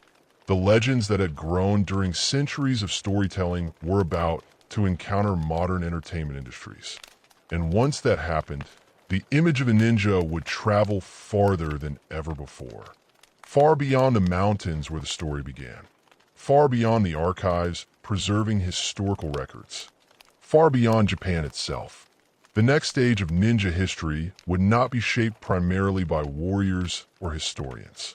It would be shaped by audiences, millions of them, around the globe, and their fascination with the shadow warrior was only beginning. For most of their history, ninja belonged to Japan. Their stories were told in Japanese. Their legends grew within Japanese culture. Their historical roots remained connected to specific provinces, specific families, and specific events. Outside Japan, very few people knew they existed. That would change dramatically during the 20th century. The transformation did not happen overnight. It occurred gradually, one audience at a time, one story at a time, one image at a time. Yet the results were extraordinary. By the end of the century, the ninja would become one of the most recognizable figures in global popular culture. Millions of people who knew almost nothing about Japanese history would immediately recognize the word. That level of international recognition would have seemed unimaginable to the mountain families of Iga and Koga. The first major step occurred as Japan became more visible to the outside world. Travel increased. Cultural exchange expanded. Foreign writers began discussing Japanese history and traditions. Western audiences encountered samurai stories. Japanese art gained attention. Interest in East Asian culture grew steadily. Within this broader fascination, the ninja eventually emerged as a particularly compelling subject. There was a reason for that. The ninja combined several elements that audiences naturally found attractive. Mystery, skill, secrecy, adventure, conflict. The combination was powerful. Even people who knew little about Japan could immediately understand the appeal. A warrior who relied on intelligence rather than brute force. A specialist operating in secret. A figure associated with hidden knowledge. These ideas translated easily across cultures. During the middle decades of the 20th century, references to ninja began appearing more frequently in international media. At first, they remained relatively uncommon. Most portrayals were brief, often simplified, sometimes inaccurate, yet they introduced the concept to new audiences. Seeds were being planted. The true explosion would arrive later, particularly during the late 1970s and the 1980s. Several cultural trends converged at exactly the right moment. Martial arts were becoming increasingly popular in the West. Action films attracted large audiences. International entertainment markets expanded rapidly, and producers were constantly searching for fresh ideas. The ninja arrived at the perfect time. To filmmakers, the concept seemed almost irresistible.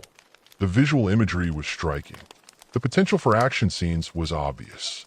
The mystery surrounding the historical profession created endless opportunities for storytelling. Soon ninja characters began appearing everywhere. Movies, television programs, comics, novels, toy lines, advertisements. The momentum grew quickly. In many ways, the ninja became a cultural phenomenon. Yet there was an important catch. Most of these portrayals had very little to do with historical reality. The fictional ninja that emerged during this era drew from centuries of legends rather than centuries of history. Black costumes became standard. Masks became standard. Superhuman abilities became standard. Weapons multiplied. Acrobatics became increasingly exaggerated. Each new production often attempted to make ninja appear even more extraordinary than the last. The result was entertaining. It was also deeply disconnected from the historical record, yet audiences embraced it enthusiastically. The fictional ninja fit perfectly into action-oriented storytelling. These characters could appear suddenly, overcome impossible, perform spectacular feats, and vanish before enemies could react. They became ideal heroes, ideal villains, ideal symbols of mysterious power. one of the most significant developments involve Hollywood. American filmmakers discovered ninja stories and immediately recognized their potential. Action movies featuring ninja began reaching large audiences. Many viewers encountered the concept for the first time through these productions. For them, ninja were not historical intelligence specialists. They were action stars. The difference mattered, because first impressions often shape long-term understanding. A person who learns about ninja through historical scholarship develops one image. A person who learns about ninja through action cinema develops another. During the 1980s, the cinematic version dominated. Ninja films appeared in remarkable numbers. Some were serious. Some were absurd. Some possessed reasonable production values. Others clearly did not. Historical accuracy rarely ranked as a priority. Entertainment came first. The ninja became larger than life. Weapons became more dramatic. Abilities became more impressive. Reality became increasingly optional. Yet even these exaggerations produced unexpected consequences. Many people who first encountered fictional ninja eventually became curious about their origins. They asked questions. Were ninja real? Did they actually exist? What was the truth behind the stories? Those questions often led toward genuine history. In that sense, entertainment sometimes functioned as a gateway.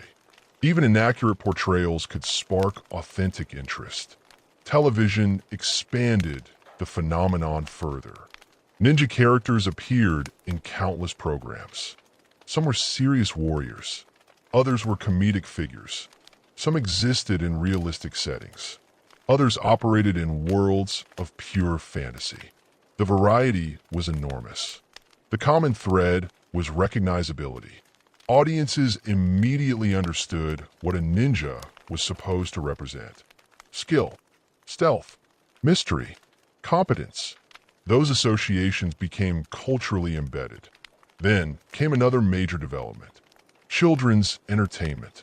Perhaps no example illustrates this better than the rise of the Teenage Mutant Ninja Turtles. The premise sounded absurd. Mutated turtles trained in martial arts. Yet the franchise became one of the most successful entertainment properties in the world. An entire generation grew up hearing the word ninja through these characters. Many children encountered the concept long before they learned anything about Japanese history. The cultural impact was enormous. Ninja had become mainstream, not just among action movie fans, not just among martial arts enthusiasts, among everyone. Comics and graphic novels contributed as well.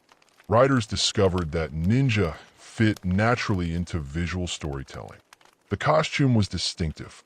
The themes were flexible. Characters could function in historical settings, modern settings, or futuristic settings. The concept adapted easily. Superhero stories embraced ninja influences. Adventure stories embraced ninja influences. Fantasy stories embraced ninja influences. The Shadow Warrior became a universal archetype. Video games accelerated the process even further. In many ways, ninja were perfectly suited to interactive entertainment. They combined stealth and action, movement and strategy, combat and exploration. Players could experience missions directly. They could sneak past guards, climb walls, gather information, escape danger. The medium allowed audiences to inhabit the role in ways previous forms of entertainment could not. Game developers recognized this advantage quickly. Ninja characters appeared across countless titles. Some emphasized action, others emphasized stealth. A few attempted historical authenticity. Most focused primarily on fun. Regardless of approach, the effect remained the same. The ninja reached new audiences, global audiences, and every new audience added another layer to the phenomenon. By the end of the 20th century, something remarkable had happened. The ninja had become detached from its original historical context. Not entirely, but significantly. Many people recognized ninja imagery without knowing anything about IGA. without knowing anything about Koga, without knowing anything about the Sengoku period. The cultural symbol had become larger than the historical profession. This transformation carried both benefits and drawbacks. On one hand, it preserved interest. Without popular culture, many people might never have encountered ninja at all. The films, the games, the comics, the television shows, they kept the subject alive. They ensured that curiosity continued. On the other hand, the popularity of fictional portrayals often overshadowed historical reality. Many myths became widely accepted as facts. The black costume, the supernatural powers, the obsession with assassination, the endless collection of exotic weapons. These ideas spread faster than scholarly corrections could keep up. The result was a fascinating paradox. The more famous ninja became, the less accurately many people understood them. Yet this paradox is hardly unique. It happens repeatedly throughout history. Real events inspire stories. Stories become legends. Legends become cultural symbols. Eventually, the symbol develops a life of its own. That is exactly what happened to the ninja. The historical profession created the foundation. Centuries of storytelling built the structure. Modern entertainment expanded it into something global. By the beginning of the 21st century, the ninja existed simultaneously in multiple forms. As historical subjects studied by researchers, as cultural heritage preserved in Japan, as martial art traditions maintained by practitioners, as fictional characters appearing in entertainment around the world. All of these versions coexisted, sometimes comfortably, sometimes not. Yet together they ensured that the ninja remained relevant centuries after the original profession had faded. The shadow warriors had achieved a kind of immortality, not through secret techniques, not through supernatural powers, but through cultural memory. Their image traveled farther than any historical operative ever could.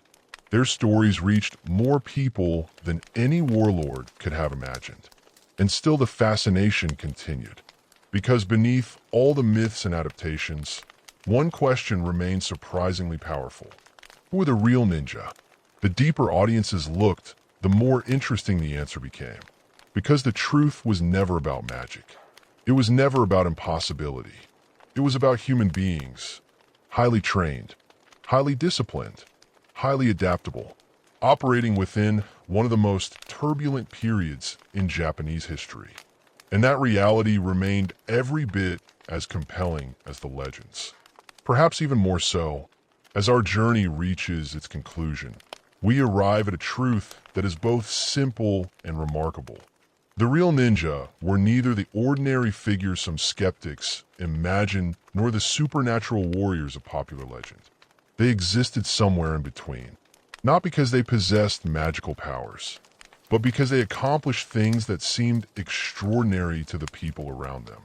When we strip away centuries of exaggeration, what remains is still impressive, perhaps even more impressive than the myths. Think about the world they inhabited. No modern communications, no satellites, no cameras, no electronic surveillance, no instant access to information. A person traveling across Japan during the 16th century moved through a landscape of uncertainty. News traveled slowly. Rumors spread quickly. Information could determine survival. In such a world, an individual capable of gathering accurate intelligence possessed enormous value.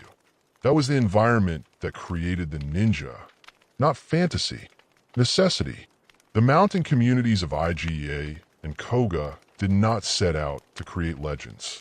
They set out to survive. They adapted to their surroundings. They learned from experience. They developed methods that worked.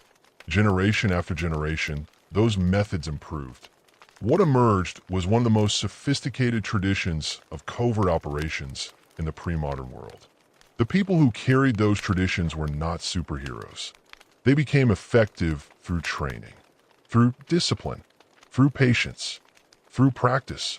and through the accumulated knowledge of countless individuals who came before them. The real story of the ninja is therefore a story about human capability. It is a story about what people can achieve when knowledge is treated as seriously as strength, when preparation is valued as highly as courage, when observation becomes a skill rather than a passive habit. Again and again, historical ninja demonstrated the same principle. Information matters. Understanding matters. Awareness matters. These lessons remain relevant today. Modern intelligence agencies operate in a vastly different world. Technology has transformed almost every aspect of information gathering, yet the core ideas remain surprisingly familiar. Observe carefully, verify information, understand human behavior, adapt to changing conditions, plan thoroughly, remain patient. The tools have changed. The principles have endured. In that sense, the legacy of a ninja extends far beyond Japanese history. Their methods belong to a larger story about intelligence, strategy, and human adaptability. The shadow warriors disappeared centuries ago. The concepts they practiced never truly vanished. And then there are the legends, the stories, the myths. It would be easy to dismiss them entirely, to separate fact from fiction and ignore everything fictional. But that would miss an important part of the story. Legends exist for a reason. They reveal what people admire, what people fear, what people imagine. The legendary ninja became symbols. Symbols of hidden skill, symbols of mastery, symbols of the idea that intelligence can overcome strength. Those symbols resonated across cultures because they spoke to something universal. Most people will never command armies. Most people will never possess overwhelming power. But many people understand the value of knowledge, the value of preparation, the value of finding creative solutions to difficult problems. The ninja embodied those ideas, even when wrapped in layers of fantasy. That is one reason the image proved so durable. Another reason lies in mystery. Human beings are naturally attracted to mysteries. The ninja operated in secret. They left incomplete records. They concealed methods. They cultivated uncertainty. As a result, generations of storytellers found endless opportunities to imagine what might have existed behind the curtain. The less people knew, the more they imagined. And imagination transformed historical specialists into cultural immortals. Today, if someone says the word ninja almost anywhere in the world, people immediately recognize it. That level of recognition is extraordinary. Very few historical professions achieve anything comparable. The samurai became global symbols. The Viking became a global symbol. The knight became a global symbol. The ninja joined that small group. A profession born in the mountains of central Japan became part of global culture. Its image crossed languages, crossed borders, crossed generations, and despite countless adaptations, the fascination remains. Perhaps because the ninja represent a timeless idea. The idea that success is not always determined by size, not always determined by wealth, not always determined by brute force. Sometimes success belongs to those who observe more carefully, think more strategically, adapt more effectively, and prepare more thoroughly. That message resonates now just as strongly as it did centuries ago. The historical ninja also remind us of something else. History is often more complex than legend. Popular stories tend to simplify. Heroes become flawless. Villains become obvious. Events become neat and predictable. Reality rarely works that way. The real ninja lived in a morally complicated world. They served competing employers. They operated during brutal conflicts. They made difficult decisions. They navigated uncertainty constantly. Their lives were not simple adventures. They were shaped by the pressures of their time. Understanding that complexity does not diminish their story. It enriches it. It transforms them from fictional archetypes back into human beings. And human beings are often far more interesting than myths. As historians continue studying the surviving evidence, new details may still emerge. New interpretations may appear. Questions will remain. Some mysteries may never be solved completely. That uncertainty is part of the story too. After all, complete transparency was never the goal of the ninja. Their profession depended on secrecy. Perhaps it is fitting that traces of that secrecy remain. Yet, even with unanswered questions, we know enough to appreciate what they achieved.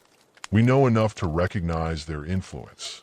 We know enough to separate the broad outlines of history from the embellishments of legend. And once we do, a remarkable picture emerges.